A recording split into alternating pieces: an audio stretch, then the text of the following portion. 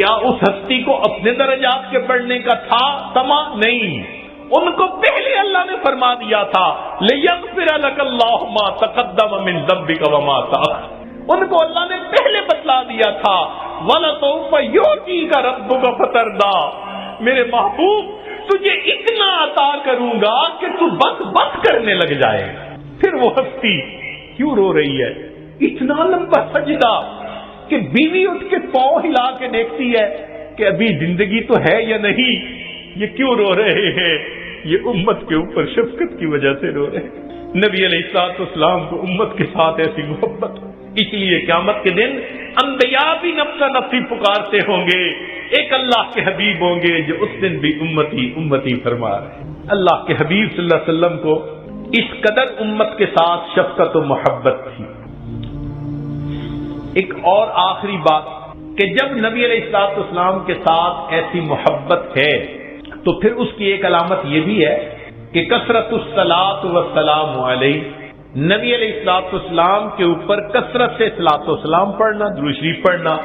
چنانچہ قرآن مجید میں اللہ تعالیٰ ارشاد فرماتے ہیں ان اللہ وملائکتہ یصلون علی النبی یا ایھا الذین آمنوا صلوا علیہ وسلموا تسلیما، تو ہم بھی کثرت سے درود شریف پڑھیں، اللہم صل علی سیدنا محمد وعلی آل سیدنا محمد وبارک وسلم۔ سید القراء ابن کعب رضی اللہ عنہ نبی الاسلام کی خدمت میں حاضر ہوئے، اے اللہ کے حبیب صلی اللہ علیہ وسلم، میں آپ پر تیسرا حصہ اپنے وقت کا درود شریف پڑھنے میں لگا دوں؟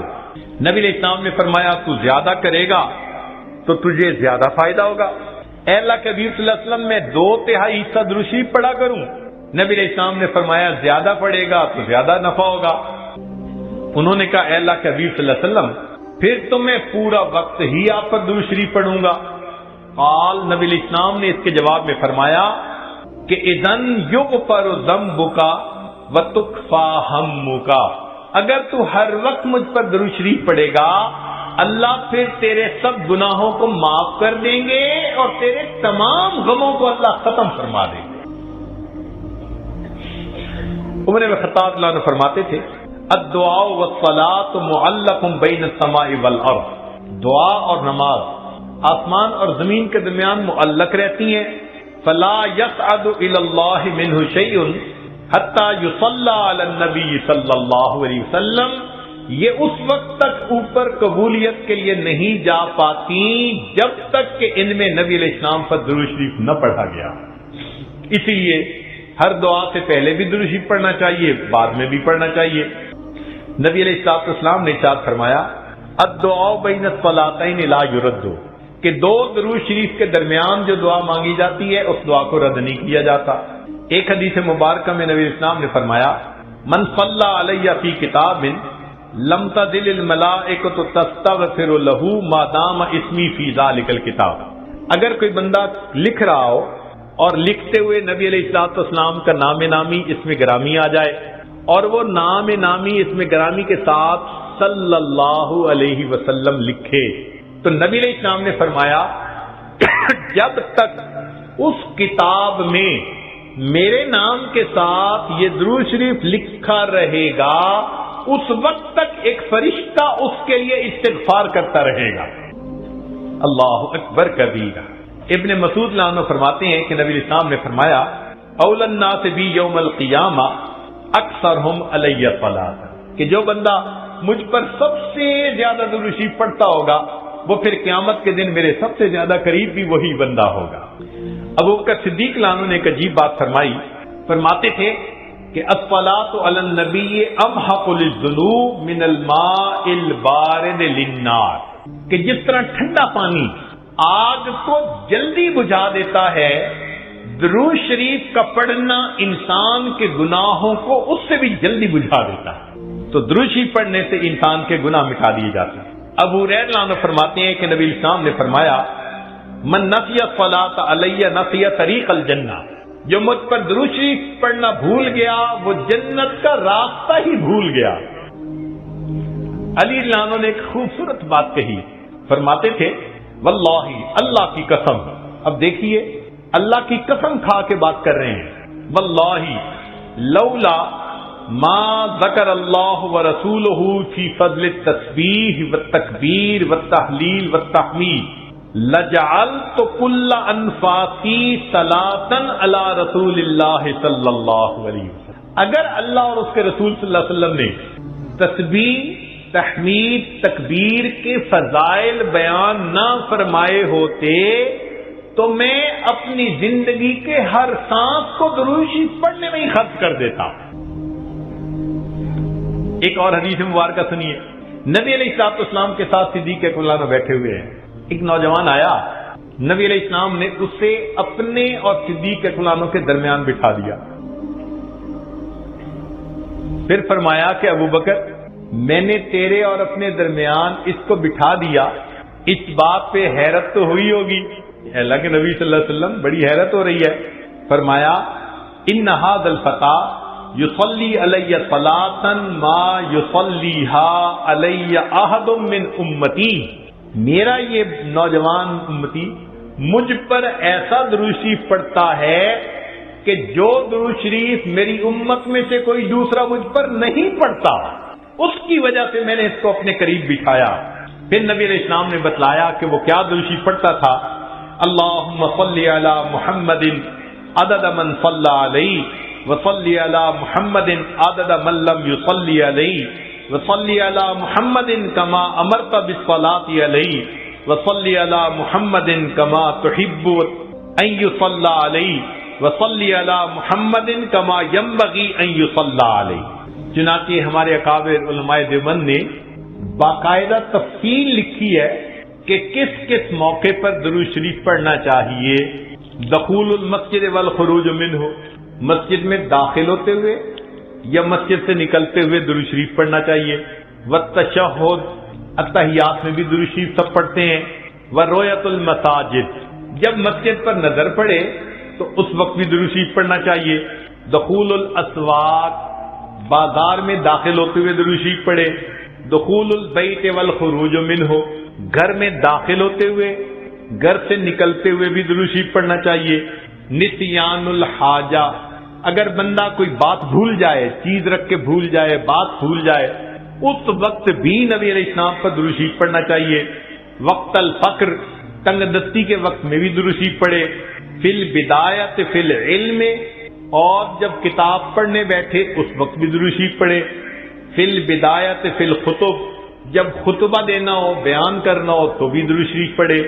والانتہاء من مجالس العلم، جب علم کی مجلس کا اختتام ہو تو بھی درود شریف پڑھے. فی لقاء الاخوان، دو مسلمان بھائی آپس میں ملیں تو بھی درود شریف پڑھے. فی موادعتہم و مفارقتہم، پھر مدارسۃ حدیث نبوی، نبی علیہ السلام کی حدیث مبارکہ جو پڑھائی جائے تو اس وقت بھی درود شریف پڑھے. عند تذکرتہ صلی اللہ علیہ وسلم، نبی علیہ السلام کا جب تذکرہ ہو تو درود شریف پڑھے. عند ذکر اصحابہ، حتیٰ کہ نبی علیہ السلام کے صحابہ کا تذکرہ ہو اس وقت بھی درود شریف پڑھے. عند ذکر شیء من معاصرہ، نبی علیہ السلام سے نسبت رکھنے والی کوئی یادگار چیز کا تذکرہ ہو تو اس وقت بھی درود شریف پڑھے. عند دخول المدینہ، مدینہ طیبہ میں داخل ہوتے بھی پڑھے. اور عند المرور علی قبرہ صلی اللہ علیہ وسلم، جب نبی علیہ السلام کے سامنے حاضر ہو مواجہ شریف پر تو اس وقت بھی درود شریف پڑھے. درود شریف کے فوائد کیا ہیں، کچھ دیر یہ بھی ذرا سن لیجئے. فرمایا انہا سبب لہدایت المصلی وحیات قلبہ، درود شریف کے پڑھنے سے دل زندہ ہوتا ہے اور پڑھنے والے کو اللہ ہدایت کے اوپر رکھتے ہیں. انہا سبب لزیادت محبت رسول اللہ صلی اللہ علیہ وسلم، درود شریف کے زیادہ پڑھنے سے نبی علیہ الصلوۃ والسلام کے ساتھ زیادہ محبت بڑھ جاتی ہے. انہا سبب لزیادت محبت العبد لرسول اللہ صلی اللہ علیہ وسلم، جو درود شریف زیادہ پڑھتا ہے اس بندے کی محبت نبی علیہ السلام کے قلب مبارک میں بھی زیادہ ہو جاتی ہے. انہا سبب قرب العبد من ربہ یوم القیامہ، درود شریف کا زیادہ پڑھنا قیامت کے دن اللہ رب العزت کے قرب کا سبب بنتا ہے. انہا اداء لشیء من حقہ صلی اللہ علیہ وسلم، نبی علیہ الصلوۃ والسلام کے جو احسانات ہیں، درود شریف کا زیادہ پڑھنا گویا ان احسانات کا بدلہ چکانے والی بات ہے۔ انہا سبب کفایت اللہ عبدہ ما اہمہ، جو پریشانیاں ہوتی ہیں درود شریف کے صدقے اللہ رب العزت ان پریشانیوں کو ختم کر دیتے ہیں۔ انہا سبب اجابت الدعاء، دعا کی قبولیت کا یہ سبب ہوتا ہے۔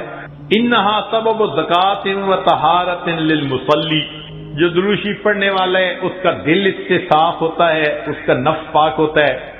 اور ایسے آدمی کو حدیث میں پاک میں فرمایا کہ جو درود شریف زیادہ پڑھتا ہے وہ بخیل نہیں ہوتا۔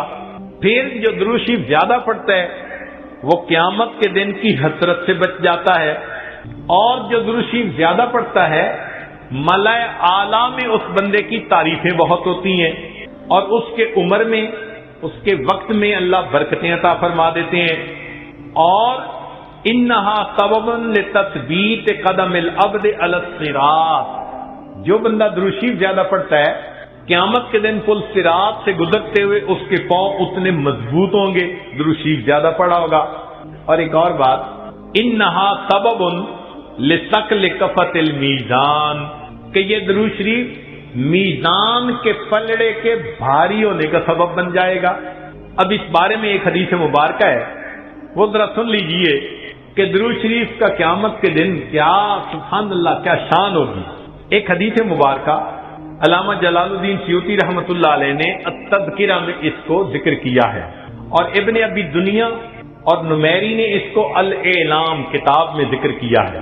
فرماتے ہیں کہ عبداللہ لانو ایک صحابی اس کے راوی ہیں کہ نبی علیہ السلام نے ارشاد فرمایا، ان لآدم علیہ السلام من اللہ عز وجل موقفا فی فصح من العرش، قیامت کے دن آدم علیہ السلام کو اللہ تعالیٰ عرش کے سامنے ایک ایسی جگہ عطا فرمائیں گے، علیہ ثوبان اخضران، ان پر دو سبز کپڑے ہوں گے، یعنی سمجھیں تہبند بھی سبز اور کرتا بھی سبز، کأنہ نخلۃ سحوق، جیسے شاخیں کٹی ہو نا تو سیدھا کھجور کا درخت ہوتا ہے، اس طرح آدم علیہ السلام کا اونچا لمبا قد مبارک ہوگا۔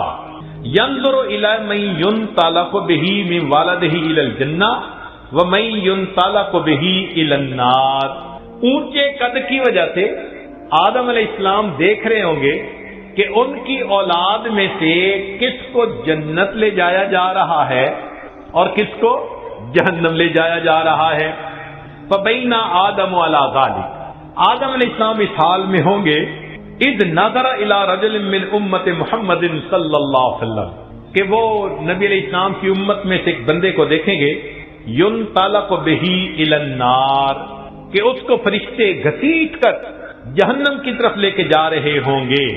فینادی آدم علیہ السلام، تو آدم علیہ السلام پکاریں گے، یا احمد یا احمد، نبی علیہ السلام کا نام پکاریں گے، آپ صلی اللہ علیہ وسلم کا نام محمد بھی اور آپ صلی اللہ علیہ وسلم کا نام احمد بھی، اسمہ احمد، تو آدم علیہ السلام نبی علیہ السلام کا نام پکاریں گے، یا احمد یا احمد، فیقول علیہ الصلوۃ والسلام، اس نام کو سن کر نبی علیہ الصلوۃ والسلام جواب میں کہیں گے، لبیک یا ابا البشر، اے بشر کے والد، لبیک میں حاضر ہوں۔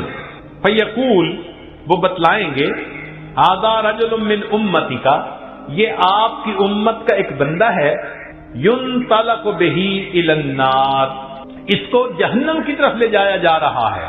قال صلی اللہ علیہ وسلم، نبی علیہ السلام نے فرمایا، فاشد المئزرہ، میں اپنی چادر کو کس کے باندھ لوں گا۔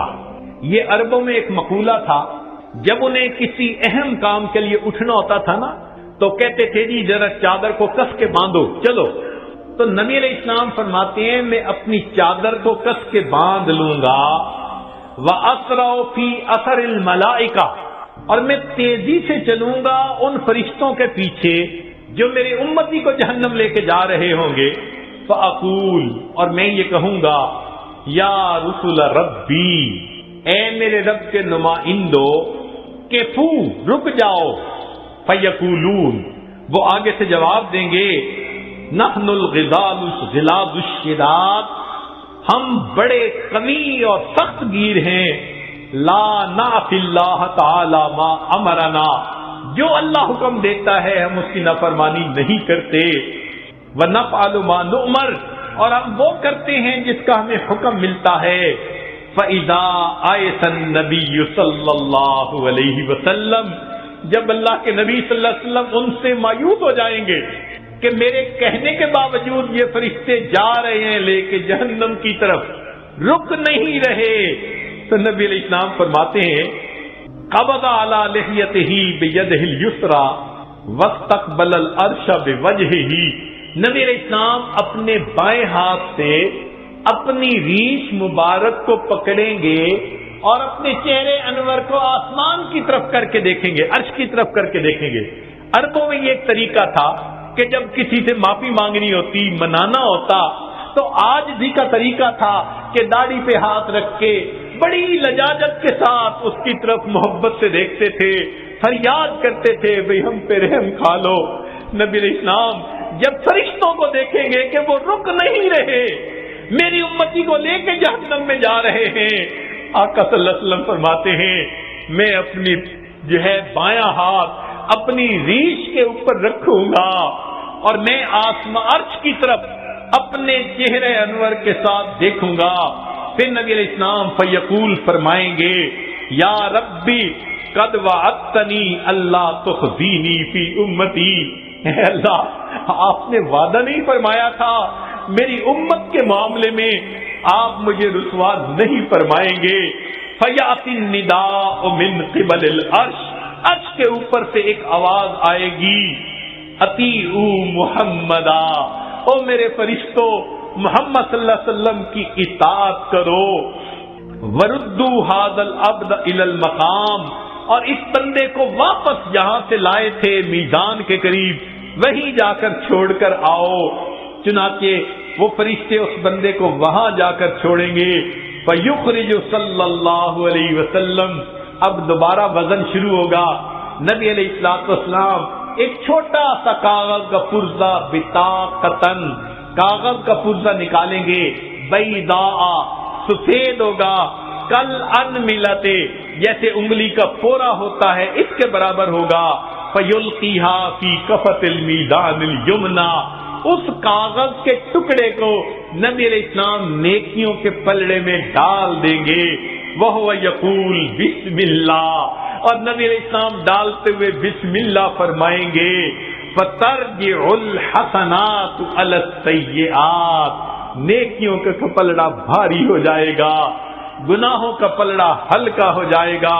فینادی المنادی، ندا دے گا وہ ندا دینے والا، سوئدہ و سوئدہ جدہ، یہ بندہ اس کے اجداد سعید بن گئے، اس کی نیکیاں زیادہ ہو گئیں۔ وثقلت موازینہ، انطلقوا بہ الی الجنہ، اب اس کو جنت لے کر جاؤ۔ فیقول یا رسول ربی، جب جنت لے جانے لگیں گے تب وہ بندہ کہے گا اے میرے رب کے نمائندوں فرشتوں، کیفو ذرا رک جاؤ، حتی اسأل ھذا العبد الکریم علی ربہ، حتیٰ کہ میں اس کریم بندے سے ذرا معلوم تو کر لوں۔ فیقول، پھر وہ یہ کہے گا بے ابی انت و امی، آپ کے اوپر میرے ماں باپ قربان جائیں، ما احسن وجہ کا، آپ کا چہرہ کتنا خوبصورت ہے، وَأَحْسَنَ خَلْقُكَ، آپ کی پرسنالٹی شخصیت کتنی پیاری ہے، من انتا، آپ کون ہیں، فقد عقلتنی اطرتی، آپ نے میرے گناہوں کو مٹا کے رکھ دیا، ورحمت عبرتی، میری لغزشوں کو کم کر دیا۔ فیقول علیہ الصلوۃ والسلام، نبی علیہ السلام جواب میں فرمائیں گے انا نبیوں کا محمد، میں محمد صلی اللہ علیہ وسلم تیرا نبی ہوں، وہذہ صلاتک، اور یہ وہ درود شریف ہے التی کنت تصلی علیہ، جو تم مجھ پر پڑھا کرتا تھا، وفیتکھا، میں نے تمہیں اس کا بدلہ دیا، احوج ما تکون الیہا، جب تجھے اس کی بہت ضرورت تھی۔ سوچئے آج نبی علیہ السلام پر درود شریف کا پڑھنا کل قیامت کے دن میزان میں نیکیوں کے بھاری ہونے کا سبب بن جائے گا. دعا ہے اللہ رب العزت ہمیں اپنے حبیب صلی اللہ علیہ وسلم کی سچی محبت عطا فرمائے, ان کا احترام, ان کی عزت اکرام وہ بھی دل میں عطا فرمائے, ان کی سنتوں کی محبت کے ساتھ اتباع کرنے کی بھی توفیق عطا فرمائے, اور کثرت سے درود شریف پڑھ کر نبی علیہ السلام کی محبت کو دل میں بھرنے کی توفیق عطا فرمائے. ابراہیم علیہ السلام کو اس دنیا میں مقام نفی میں کمال حاصل ہوا. ابراہیم علیہ السلام کو اس دنیا میں مقام نفی میں کمال ہوا. انہوں نے ما سوا کی نفی کر دی. فرمایا ان صلاتی و نسکی و محیای و مماتی للہ رب العالمین. اور پھر فرمایا کہ میرے یہ حکم ہوا وما انا من المشرکین, اور میں مشرکین میں سے نہیں ہوں. انی وجہت وجہی للذی فطر السماوات والارض حنیفا وما انا من المشرکین. تو نفی کر دی انہوں نے معبودوں کی. ایک اللہ کے اوپر ایسا ایمان تھا کہ ما سوا کے بتوں کو توڑ کے رکھ دیا. یہ ابراہیم علیہ السلام کے اس دنیا میں کمال تھا. مقام نفی میں جتنا کمال ان کو حاصل ہوا اتنا کسی کو حاصل نہیں ہوا. چنانچہ ایک وقت وہ بھی آیا کہ جب دنیا کے اسباب تو چھوٹ گئے تھے, جبرائیل علیہ السلام مدد کرنے کے لیے آئے کہ میں آپ کو آگ سے بچاؤں, اللہ کا حاجہ. تو ابراہیم علیہ السلام نے فرمایا کیا میرا پروردگار جانتا ہے کہ میں اس حال میں ہوں؟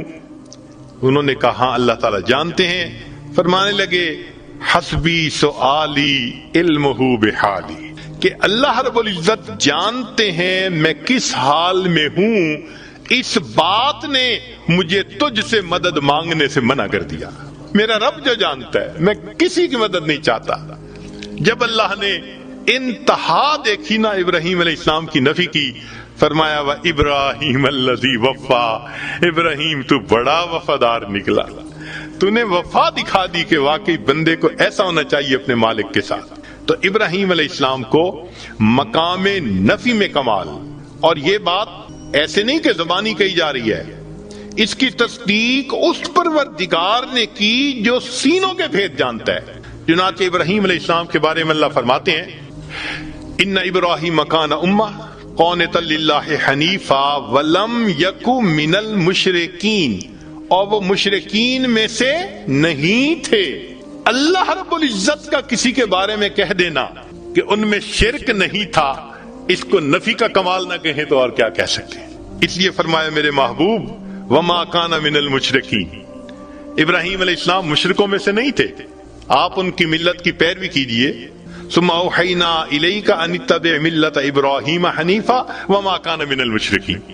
تو ابراہیم علیہ السلام وہ شخصیت ہیں کہ جن کو بائی نیم اللہ نے کہا کہ وہ مشرک نہیں تھے.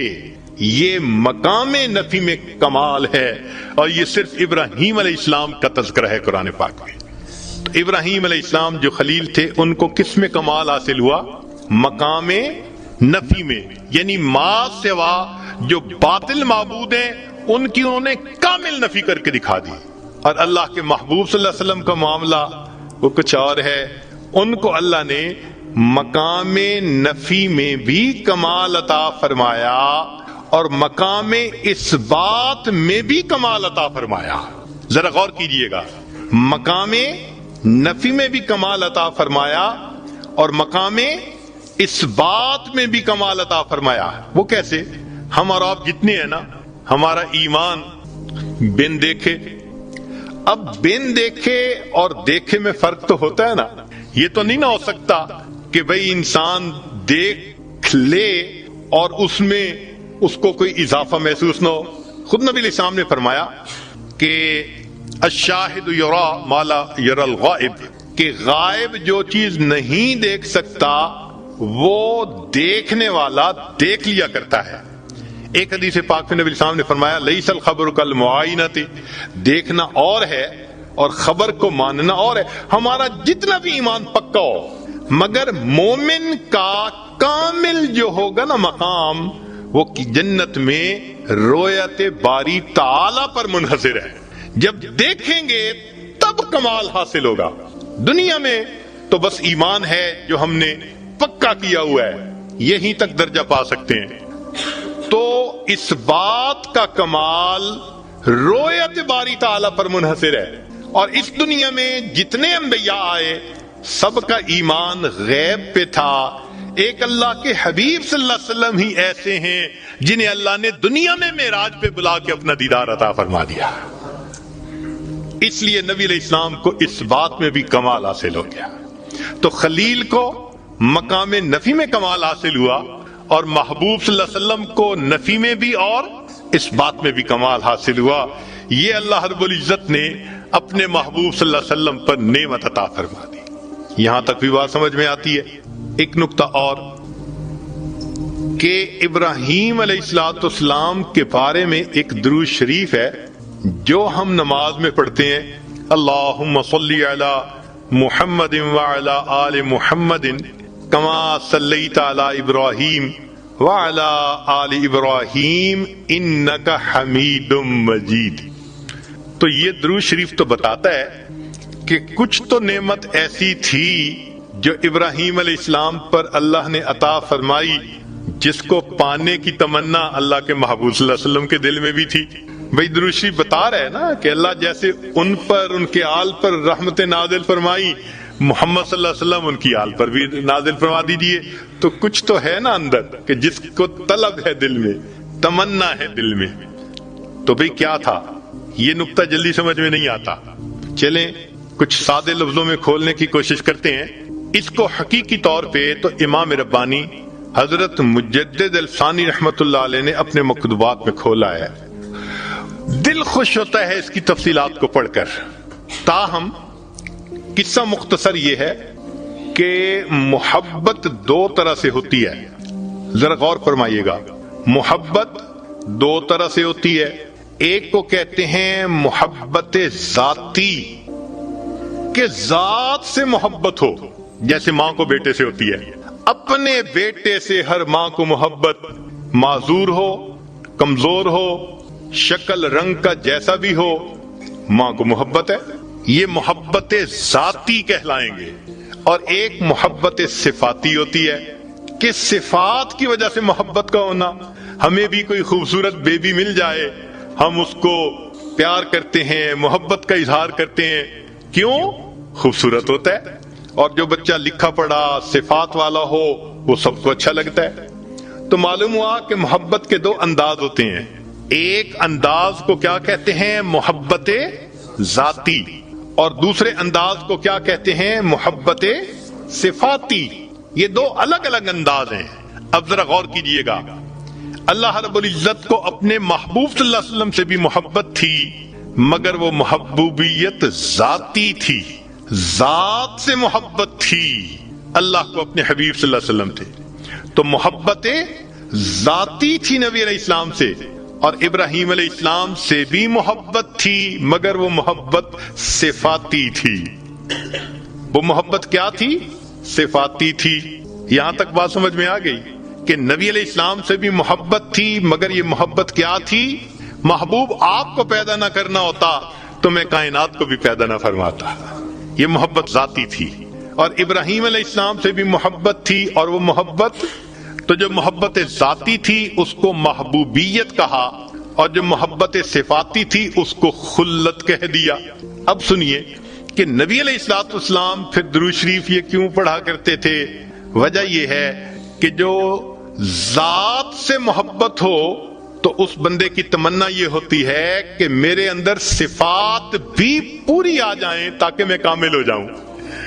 تو محبوبیت ذاتی والے کی تمنا ہوتی ہے کہ میرے اندر محبوبیت صفاتی بھی کامل آنی چاہیے تاکہ میں کامل محبوب بن جاؤں. یہ وہ تمنا تھی اللہ کے نبی علیہ الصلوۃ والسلام کے دل میں، جس وجہ سے فرمایا کرتے تھے اللہم صلی علی محمد وعلی آل محمد کما صلیت علی ابراہیم وعلی آل ابراہیم انک حمید مجید. اے اللہ جو محبوبیت صفاتی ان کو عطا فرمائی تھی، اس دنیا میں مجھے بھی اس میں کامل کر دیجئے تاکہ مجھے محبوبیت ذاتی حاصل، میں اس دنیا میں محبوبیت صفاتی بھی حاصل کر کے دنیا سے چلا جاؤں۔ اگلی بات سنیے کہ نبی علیہ الصلوۃ والسلام نے ارشاد فرمایا، جابر لانو اس کی روایت کرتے ہیں، شیخ الحدیث رحمۃ اللہ علیہ نے فضائل درود میں بھی اس کو نقل کیا کہ ایک درود شریف ہے، اگر اس کو پڑھا جائے تو اس کا ثواب لکھنے میں فرشتوں کو 1000 دن لگ جاتے ہیں۔ ذرا حدیث پاک کے الفاظ پہ غور کیجئے کہ وہ درود شریف ایک مرتبہ پڑھیں تو فرشتے اس کا ثواب لکھتے لکھتے 1000 دن لگا دیتے ہیں۔ اللہم رب محمد صلی علی محمد وعلی آل محمد واجز محمدا صلی اللہ علیہ وسلم ما هو اہلہ۔ اب یہ جو اعمال قیامت کے دن تلیں گے، اس میں نبی علیہ الصلوۃ والسلام کی شفاعت کو اور درود شریف کو بھی بہت زیادہ اہمیت حاصل ہوگی۔ بات لمبی ہو جائے گی، مگر چونکہ مضمون اس سے مطابق سامنے آ گیا تو میں کرتا چلوں کہ حدیث مبارکہ میں آتا ہے، حاکم کی روایت ہے کہ قیامت کے دن بہت بڑا مجمع ہوگا، سارے انسان ایک جگہ جمع ہوں گے۔ آپ بتائیں، جب ساری دنیا کے انسان آدم علیہ السلام سے لے کے قیامت کے آخری یعنی قیامت کے دن تک آنے والا آخری انسان اکٹھے ہوں گے تو یہ تو خرب لوگ بن جائیں گے۔ تو مجمع اتنا بڑا ہوگا کہ پتہ ہی نہیں چلے گا کہ بھئی میزان میں ہو کیا رہا ہے۔ تو اللہ تعالیٰ آدم علیہ السلام کو کھجور کی مانند ایک اونچا قد عطا فرمائیں گے، سبز لباس انہوں نے پہنا ہوا ہوگا۔ ہم نے دیکھا ہے کہ جہاں مجمع زیادہ ہوتے ہیں نا تو پولیس والے میناروں پہ چڑھتے ہیں یا عمارتوں پہ چڑھ کے اوپر سے دیکھتے ہیں، کیونکہ ان کو پتہ نہیں چلتا کہ مجمع کے اندر کیا ہو رہا ہے۔ تو قیامت کے دن ایسا ہی ہوگا کہ حضرت آدم علیہ السلام اونچا قد ہوگا اور وہ اوپر سے دیکھ رہے ہوں گے پورے مجمع کو۔ اتنے میں ایک مجمع ہوگا نبی علیہ السلام کی امت کا، جس کا حساب ہوگا اور حکم ہوگا کہ اس کے گناہ زیادہ ہیں، اس کو جہنم میں لے جاؤ۔ فرشتے اس بندے کو گھسیٹیں گے جہنم کی طرف اور وہ بندہ رو رہا ہوگا۔ جب وہ بندہ روئے گا تو آدم علیہ السلام اس کو دیکھ کر پکاریں گے، یا احمد یا احمد۔ نبی علیہ السلام کا نام نامی اس میں گرامی دنیا میں محمد تھا، اور قیامت کے دن آپ کا نام نامی احمد ہوگا۔ تو جب احمد کر کے پکاریں گے تو نبی علیہ السلام فوراً فرمائیں گے، لبیک اے بشر کے باپ، میں حاضر ہوں، آپ کیا کہنا چاہتے ہیں؟ وہ فرمائیں گے، دیکھو آپ کا ایک امتی ہے جس کو جہنم کی طرف فرشتے لے کے جا رہے ہیں۔ تو نبی علیہ الصلوۃ والسلام ان فرشتوں کے پیچھے چلیں گے تیزی کے ساتھ، اور ان کے قریب جا کر ان کو کہیں گے کہ تم رک جاؤ، ان کو ابھی جہنم نہ لے جاؤ۔ فرشتے آپا کے جواب دیں گے کہ نحن غلاظ شداد، ہم تو بڑے سخت گیر ہیں اور ہم کسی کی بات نہیں سنتے، ہم تو وہ کریں گے جس کا ہمیں اللہ نے حکم دیا۔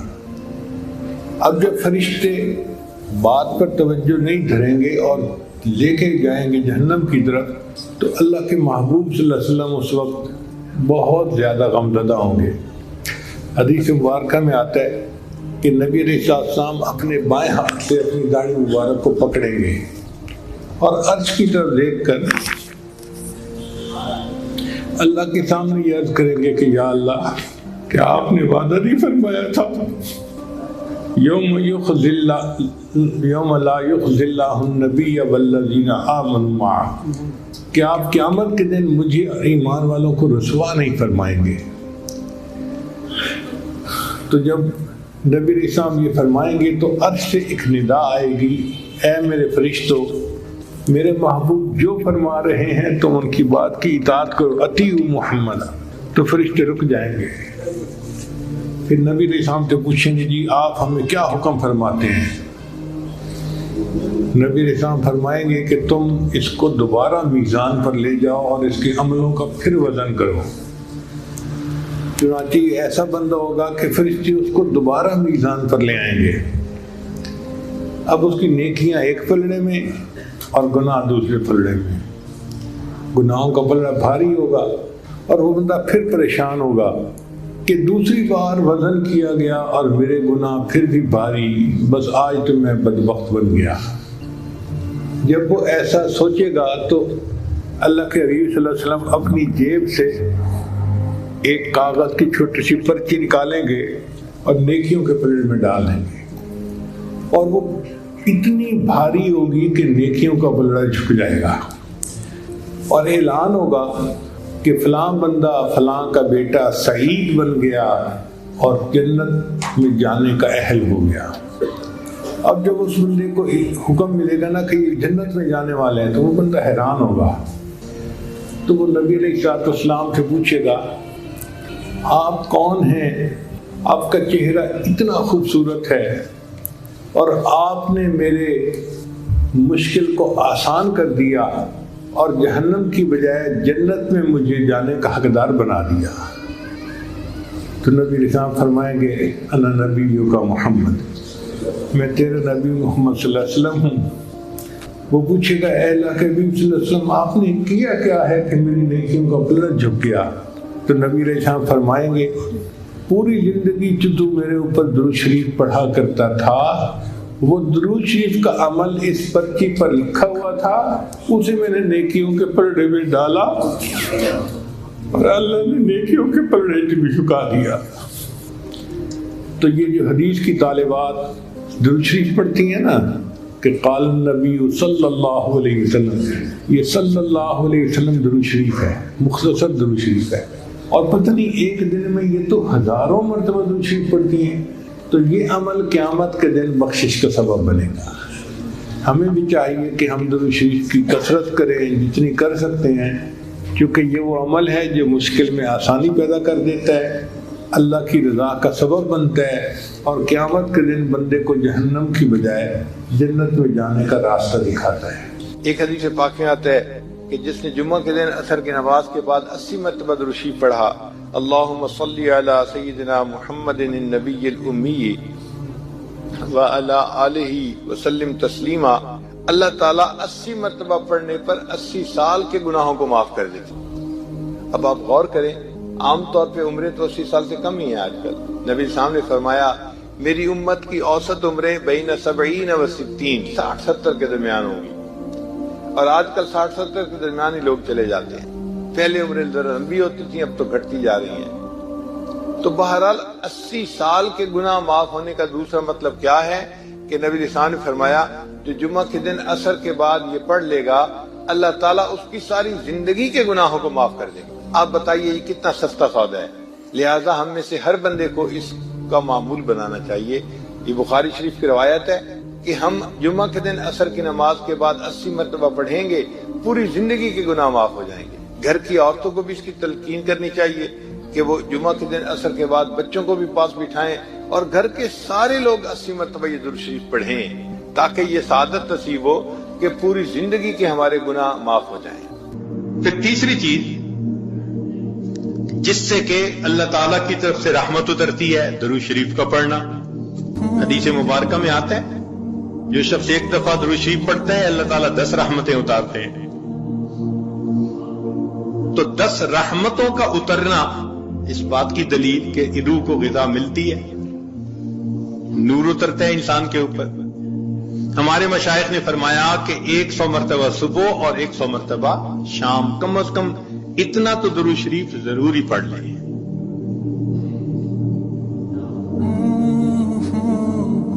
ایک صحابی رضی اللہ عنہ پوچھتے ہیں اللہ کے نبی صلی اللہ علیہ وسلم میں کتنا درود شریف پڑھوں؟ فرمایا زیادہ پڑھ، چوتھائی حصہ. زیادہ پڑھو گے تو فائدہ زیادہ. اللہ کے نبی صلی اللہ علیہ وسلم آدھا حصہ، بھائی زیادہ پڑھو گے تو زیادہ فائدہ. 3 حصے فرمایا اور زیادہ، تو 4 حصے. جب انہوں نے کہا کہ میں پورا وقت درود شریف پڑھنے میں لگا دوں گا، نبی اسلام نے فرمایا اذن یغفر لک ذنبک، تیرے گناہوں کو بخش دیا جائے گا اور تیرے غموں کو تیرے سر سے اتار دیا جائے گا. تو درود شریف کے پڑھنے سے اللہ تعالیٰ گناہوں کو معاف کرتے ہیں اور دھو دیتے ہیں۔ صدیق اکبر اللہ عنہ فرمایا کرتے تھے کہ ٹھنڈا پانی آگ کو اتنا جلدی نہیں بجھاتا جتنا جلدی درود شریف کا پڑھنا انسان کے دلوں کی ظلمت کو مٹا دیتا ہے۔ سیدنا علی رضی اللہ عنہ فرمایا کرتے تھے کہ اگر اللہ تعالیٰ اور اس کے رسول صلی اللہ علیہ وسلم نے تسبیح، تکبیر، تحمید، تحلیل ان کے فضائل نہ بتائے ہوتے تو میں اپنا پورا وقت درود شریف کے پڑھنے میں گزار دیتا۔ تو ہم بھی درود شریف پڑھیں، کم از کم 100 مرتبہ صبح اور 1 مرتبہ شام۔ اس سے کیا ہوگا کہ دل کو غذا پہنچ جائے۔ ہمارے حضرت مرشد عالم رحمۃ اللہ علیہ کے ایک